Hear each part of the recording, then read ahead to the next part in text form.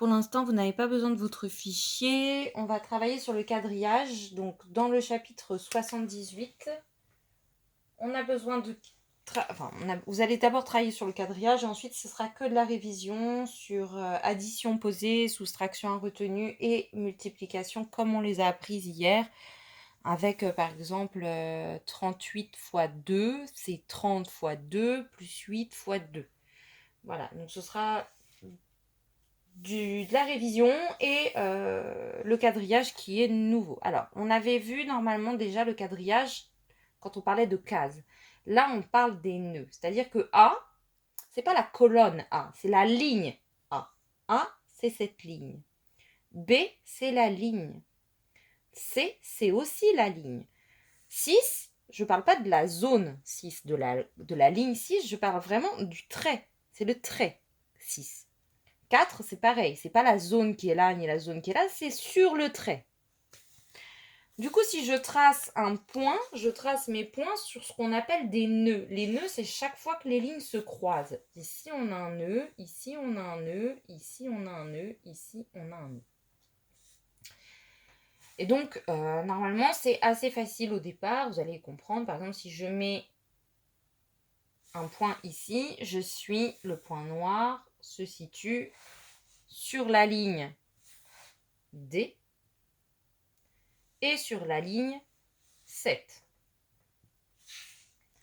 Si je prends un point rouge, par exemple je le place ici, mon point rouge se situe sur la ligne verticale F et également sur la ligne horizontale. On se souvient que l'horizon, c'est la ligne qui sépare l'océan de la mer quand on regarde au loin, d'accord? Elle est dans ce sens-là. Donc la ligne horizontale, F2. Je donne un autre exemple. Vous aurez ça à faire sur votre cahier. Le point vert, lui, est sur la ligne verticale C et il est sur la ligne horizontale 3. J'ai pas de règles, les enfants. C'est pour ça que mon quadrillage est horriblement mal fait. C'est une catastrophe. Normalement, j'aurais dû tracer à la règle, mais je suis à la maison et j'ai pas tout le matériel qu'il me faut. Ici, on est sur A et sur 6 en même temps. Voilà le genre d'exercice que vous aurez. Et après, on vous dira, et puis toi, avec tes crayons de couleur, trace par exemple un point orange sur E3. Donc E3, il faudra que vous fassiez un point orange. E, vous mettez sur E, sur 3, point orange. D'accord? J'ai pas d'orange. Et puis voilà l'exercice. Donc il faudra vous donner les coordonnées, ce qu'on appelle les coordonnées des points qui sont déjà tracés. Et on va vous demander de mettre des points avec des coordonnées qu'on va vous donner. Ça, fastoche. Je ne m'éternise pas trop sur ça. C'est l'exercice d'en dessous qui est plus difficile. Dans l'exercice d'en dessous, vous allez travailler sur des déplacements. C'est-à-dire qu'on part d'un endroit et on va suivre une sorte de route, de trajet. Et ça, c'est beaucoup plus compliqué. Alors, par exemple, point rouge. Je pars de, peu importe l'endroit, je pars d'ici, on va dire, je pars de là.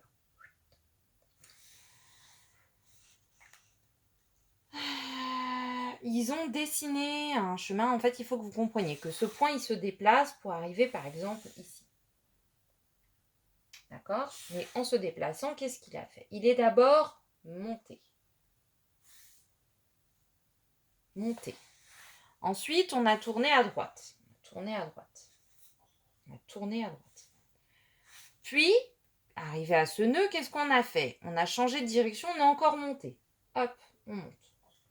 Flèche. Ici, vous avez le trajet qui est indiqué. C'est-à-dire que chaque fois qu'on a changé de direction, chaque fois qu'on est arrivé sur un nœud, on a dit ce qu'il fallait faire. Sur le premier nœud, on est monté. On est arrivé sur un nœud. Sur ce nœud-là, on a tourné à droite. Sur ce nœud-là, on est monté. Sur ce nœud-là, on monte encore. Donc la flèche va indiquer qu'on a continué de monter sur le nœud suivant. Sur le nœud sur lequel on venait d'arriver, on a tourné à droite. On arrive sur un nouveau nœud. Sur ce nœud-là, on va encore tout droit. Tourne dans cette direction. Enfin, va dans cette direction. Arrivé là, on est descendu, par exemple. Donc, le chemin va dire, ensuite, on est descendu. Puis on est encore descendu. À chaque fois, je ne peux pas dire que j'ai descendu en une seule flèche. Je m'arrête sur chaque nœud. Donc je m'arrête à ce nœud-là. Qu'est-ce que j'ai fait après? Je suis descendu. Je m'arrête sur ce nœud-là. Qu'est-ce que j'ai fait après?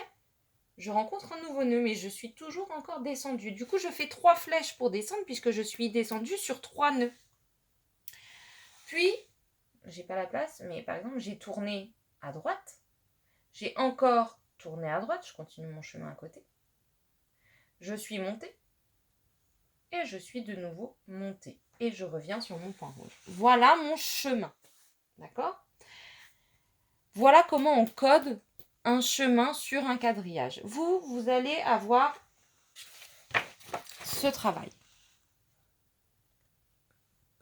Voilà, il est là. On vous a mis le point rouge et on vous a dit en dessous le chemin que fait le point. Donc, on vous a mis le début. Au début, il est monté. C'est compliqué. Là. Au début, il est monté et ensuite, il a tourné à droite. Effectivement, il est monté, il est tourné à droite. Ensuite, il est arrivé sur un nœud, ce qu'il a fait. Il a fait ça. Ensuite, on s'arrête. Ensuite, il a fait ça. Ensuite, on s'arrête. Ensuite, il a fait ça. On s'arrête, on écrit. On fait ça, on écrit. On fait ça, on écrit. On fait ça, on écrit. On fait ça, on écrit. On refait encore ça, on réécrit. On fait ça, on écrit. Et on fait ça, on écrit. Donc là, vous avez autant de cases que de déplacements sur les nœuds. D'accord? Donc il va falloir compléter les flèches avec votre doigt. Vous suivez, vous suivez le chemin et vous écrivez ce que fait votre doigt. Est-ce qu'il est allé à droite? Est-ce qu'il est allé à gauche? Est-ce qu'il est monté? Mais par contre, vous vous arrêtez bien à chaque nœud. Là, on va 2 fois vers la droite. D'accord? Donc la flèche de droite, on est là. On doit encore aller à droite. D'accord? Ici, le point bleu, c'est à vous de faire le chemin. On vous a écrit ce que fait le point bleu. Il va à droite, il va à droite, il descend. Il va à droite, il va à droite, il descend, etc. D'accord? Donc chaque case, vous avancez jusqu'au nœud suivant. Oh, je vise plus du tout, pardon. Chaque case, vous avancez jusqu'au nœud descend. Je disais, j'avance, on me dit là ce que je dois faire. J'avance, je descends. J'avance à droite, je descends, je descends, je descends. Je vais à gauche, je remonte. Je vais à gauche, je descends. Eh bien, vous faites la même chose en partant de ce point. J'avance, je descends. J'avance à droite, je descends, je descends, je descends. Et je vous laisse continuer. D'accord?